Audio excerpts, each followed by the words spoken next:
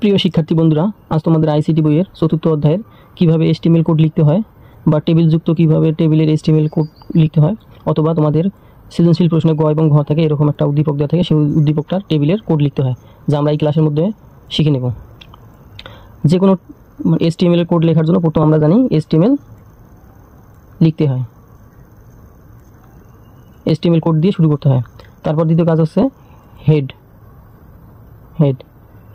এখন এই হেডের আন্ডারে কি আছে, টেবিলটা আছে, এই জন্য আমরা কি করবো, এই টেবিলটা টাইটেল আকারে লিখবো। তাহলে আছে টাইটেল কি দেওয়া আছে, টেবিল। তারপর আমাদের কি করতে হবে, টাইটেল ক্লোজ করে দিতে হবে, টাইটেল ক্লোজ।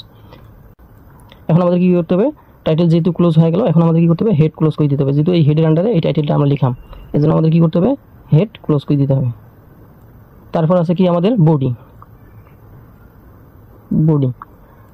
এখন দেখো, যে কোনো এসটিএমএল করতে হলে প্রথমে এসটিএমএল কোড লিখতে হবে, তারপর হেড, তারপর হেডের আন্ডারে যে টাইটেলটা থাকবে সেই টাইটেলটা ক্লোজ করে দিতে হবে, তারপর হেড ক্লোজ করে দিতে হবে, তারপর বডি বলতে এই যে আমাদের যে উদ্দীপকটা থাকবে বা যে আমরা টেবিলের কাজ করবো পুরোটাই এই বডির মধ্যে থাকবে।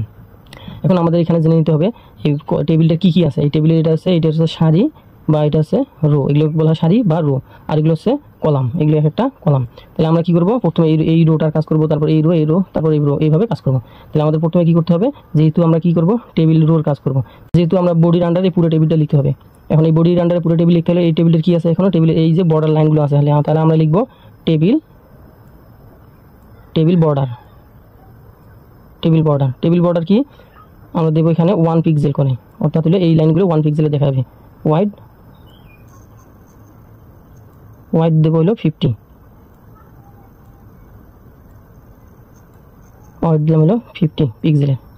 তারপর আমাদের অ্যাঙ্গেল ব্র্যাকেট দিলাম। যেহেতু আমরা এখানে জানি এগুলো হচ্ছে কি টেবিলের, এগুলো হচ্ছে সারি, এই বাক্সে যেগুলো থাকে এগুলো হচ্ছে সারি, আর এগুলো টেবিলের কলাম। এখন আমরা এই টেবিলের সারির, এগুলো হচ্ছে এই কলাম এবং সারি সমন্বয়ে এই পুরো কাজগুলো করব। আমরা জানি যেহেতু এই টেবিলের এইগুলো হচ্ছে হেডিং, টেবিলের এই পুরো টেবিলে এগুলো তথ্য, টেবিল ডেটা, আর এটা টেবিলের হেডিং। এখন আমাদের প্রথমে কি করতে হবে, হেডিংয়ের কাজ করতে হবে। এই জন্য আমরা কি হেডিংগুলো কি সেই কাজ করবো, টেবিল রো আকার আছে। তাহলে আমরা শুরু করবো টেবিল রোর ট্যাগ হচ্ছে টেবিল টি আর টেবিল রো। এখন টেবিল রোর মধ্যে প্রথমে হেডিংটা আছে কি, তাহলে আমরা প্রথম হেডিংটা দেবো। তাহলে টেবিল, অর্থাৎ হলো টেবিল হেডিংয়ের ট্যাগ হচ্ছে TH। এখন প্রথম টেবিল হেডিংটা কি দেওয়া আছে, কলাম 1। যেহেতু কলাম 1 শেষ, আমাদের টেবিল হেডিংটা কি করতে হবে, ক্লোজ করে দিতে হবে, টেবিল হেডিং ক্লোজ। তারপর হলো আমাদের দ্বিতীয় এটা কাজ করতে হবে, আবার হলো টেবিল হেডিং কলাম 2, তারপর টেবিল হেডিং আমাদের ক্লোজ করে দিতে হবে। তারপর কলাম 3 কাজ করবো, তারপর হলো table heading column 3, table heading close. তারপর আমাদের কি করতে হবে, যেহেতু পুরো টেবিল হেডিংয়ের আমাদের পুরো কাজ শেষ, এখন আমরা টেবিল রোটা ক্লোজ করে দিতে হবে, টেবিল রো ক্লোজ করে দিতে হবে, দিলাম। তারপর আমাদের আবার হলো এই সেলের কাজ করতে হবে, এই সেলের এই রোটার কাজ করতে হবে, এই রোর কাজ করতে হবে। এই জন্য আমরা কী হবে, আবার টেবিল রো। এখন আমরা আবার যেহেতু এইটার কাজ করবো, এইটা রো আছে, এই জন্য টেবিল রো লিখলাম। টেবিল রো লেখার পর আমরা কী করবো, যেহেতু এখানে কী দেওয়া আছে, এই উপরটা হলো টেবিল হেডিং, নিচেরগুলো হচ্ছে টেবিল ডেটা। এখন আমরা টেবিল ডেটার কাজগুলো কাজ করবো। তাহলে টেবিল ডেটার মধ্যে কি আছে, সরি এখানে এটা অ্যাঙ্গেল ব্র্যাকেট হবে না, টেবিল ডেটার মধ্যে আবার কি আছে, যেহেতু দুইটা সেল নিয়ে এই দিক দিয়ে আমরা যদি টান দিই, তাহলে একটা সেল দুইটা সেলের সমন্বয়ে এই একটা সেল তৈরি হয়েছে। তাহলে এখানে আমরা সেলের কাজ রো স্প্যান দিয়ে কাজ করবো। এখানে যেহেতু দুইটা সেলের নিয়ে কাজ আছে, এই জন্য রো স্প্যান কত দেওয়া আছে, যেহেতু আমরা যদি টান দিই তাহলে একটা দুইটা, তাহলে রো স্প্যান হবে 2। যদি এটা সহকারে হইতো তাহলে এই দিক থাকতো, এই দিক না থাকতো তাহলে 1 2 3 আমরা 3 দিতাম। এবার যতটা থাকবে ততটা আমরা দিব। রো স্প্যান দিলাম, দেওয়ার পর আমাদের রো স্প্যানের মধ্যে কি আছে, রো 1 সেল 1, আমাদের এটা কাজ শেষ, টেবিল ডেটা ক্লোজ করে দিলাম। এখন আমরা কাজ করবো কোনটা, এইটার কাজ। তাহলে আবার হবে টেবিল ডেটা দিয়ে কার কাজ, এখানে রো 1 সেল 2, আমার টেবিল ডেটার কাজ ক্লোজ। তারপর আমাদের এইটার কাজ করতে হবে, আবার হলো টেবিল ডেটা রো 1 সেল 3, আবার টেবিল ডেটা ক্লোজ, এটা শেষ। এখন আমাদের করতে হবে এটা। তাহলে এখন এই ক্লোজ, যেহেতু এইটা করার পর আমরা এইটার কাজ শেষ করলাম, এই রোটার কাজ শেষ করলাম, তাহলে আমাদের এই টেবিল রো ক্লোজ করে দিতে হবে, আবার টেবিল রো ক্লোজ, এই যে টেবিল রো ক্লোজ করে দিলাম। তারপর আমাদের এইটা রো নিয়ে কাজ করতে হবে, আবার হলো টেবিল রো শুরু, টেবিল রোর মধ্যে এটার কাজ করতে হবে। তাহলে আমরা এখানে টেবিল ডেটা দিয়ে আবার শুরু করব।